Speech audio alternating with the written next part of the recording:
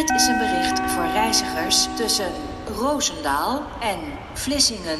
Vertraging, een trein die uitvalt en vervangend vervoer waar je alsnog een uur op moet wachten. Wie kent het niet? Tussen de stations Kruiningen-Ierseke en Bergen-op-Zoom reden tijdens de ochtendspits enkele uren geen treinen. Vertraging op het Zeeuwse spoor. Geen of weinig treinen. Helemaal geen treinen. Als de NS bij ons in het nieuws komt, is het meestal niet zo fraai. Grote kans dat jij dan flinke vertraging hebt gehad, met de bus naar huis moest komen of je moeder moest bellen voor een lift. Het was weer eens zover, roepen we dan vaak. Maar is de situatie op het spoor nou echt zo'n drama?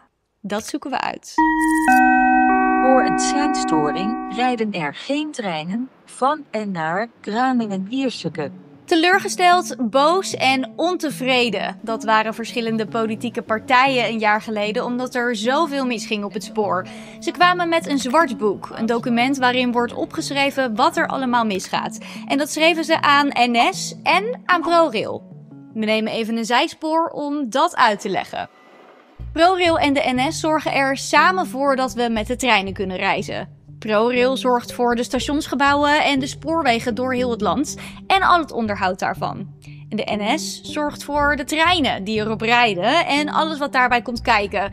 Machinisten, conducteurs en de dienstregeling. Als er iets misgaat, verschilt het per keer wie verantwoordelijk is voor een oplossing. Is er een trein kapot, dan ligt de verantwoordelijkheid bij NS. Maar is er sprake van een wissel- of seinstoring, dan moet ProRail het oplossen. Hoewel ze dat in de praktijk vaak samen moeten oppakken. En problemen oplossen, dat moest vorig jaar aan de lopende band. Ik word eigenlijk toch elke keer boos.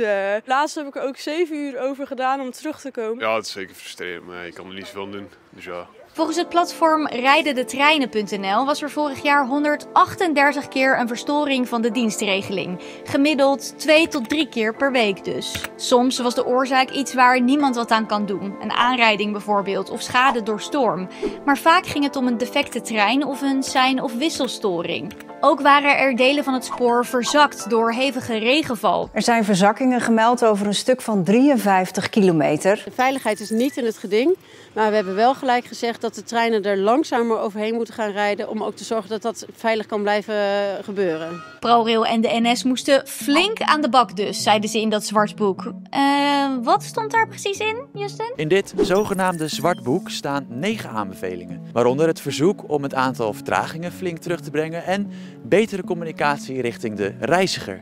Maar ook moet de NS werken aan een ruimere overstaptijd in Roosendaal en moeten ze stoppen met het inzetten van te kleine treinen. Dus wat is er allemaal gebeurd? Ten eerste onderhoud aan het spoor. Die verzakkingen zijn aangepakt waardoor het spoor weer stabiel ligt. En er zijn veel onnodige wissels weggehaald. Want minder wissels betekent minder kans op een wisselstoring. Dit jaar nog vernieuwt ProRail zo'n 90 kilometer aan bovenleidingen op de Zeeuwse lijn. Zodat ook daar minder problemen door kunnen ontstaan. En in de cijfers is het terug te zien. Het aantal verstoringen dit jaar is op het moment dat we deze video opnemen gezakt tot minder dan 2 keer per week.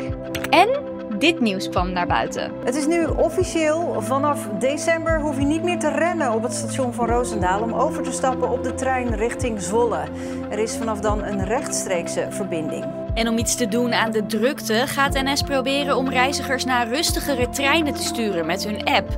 Als je je niet als een sardientje in een blik wil voelen, wordt een andere trein getipt. Klinkt allemaal positief dus, maar de politieke partijen gaven vorig jaar 1 duidelijke boodschap mee. De NS en ProRail moeten het vertrouwen van de reiziger terugwinnen. De vraag is dat gelukt? Het bevalt me aardig goed. Qua drukte heb ik eigenlijk niet echt last van. Ja, ik vind het prima. Ik heb er weinig slechte ervaringen mee. Ik vind het eigenlijk altijd heel leuk om met de trein te gaan. Ja, ik vind het best wel prima. Het is alleen heel vaak heel druk en veel vertraging. Ik heb wel eens wat problemen gehad met dat je niet verder komt, zeg maar. Zeker vanuit Zeeland. Meestal gaat het goed, maar soms niet door de drukte, bijvoorbeeld 's ochtends. Wel vaak vertraging, veel treinen die uitvallen. Vooral als je naar Breda moet. Dan mis ik een soort van uren en mis ik school en zo. Ik heb op zich wel vertrouwen, alleen ze moeten even die treinen even wat beter fixen.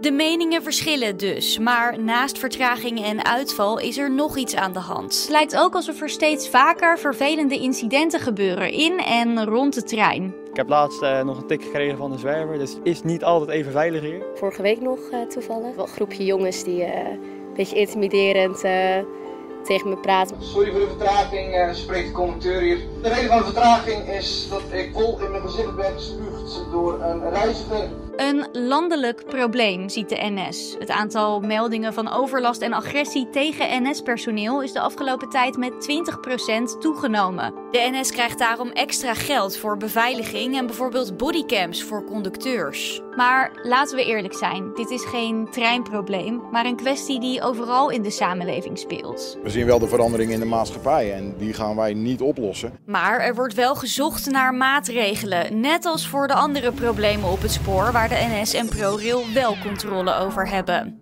Dus hoe kijkt de politiek naar de staat van het spoor een jaar na dat zwartboek? Nou, we zien een wisselend beeld. De punten die we hebben aangegeven in het zwartboek hebben ze echt wel wat mee gedaan. Dus daar zijn we ook dankbaar voor. Maar er is toch te veel uitval geweest, zegt Van Hertem. Met name door personeelstakingen. Het is wel zo dat de Zeeuwse reizigers daar heel veel last van hebben gehad. En dat in ook in Zeeland dagenlang de treinen niet hebben gereden. Inmiddels zijn de vakbonden en de NS eruit over een nieuwe CAO. Dus zijn nieuwe stakingen voorlopig van de baan.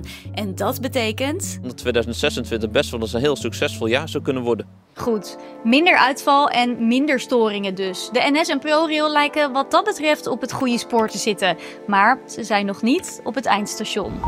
Bedankt dat je keek naar deze video. Vond je hem interessant? Vergeet dan niet op abonneren te klikken. Dan hoef je niks meer te missen van het Zeeuwse nieuws.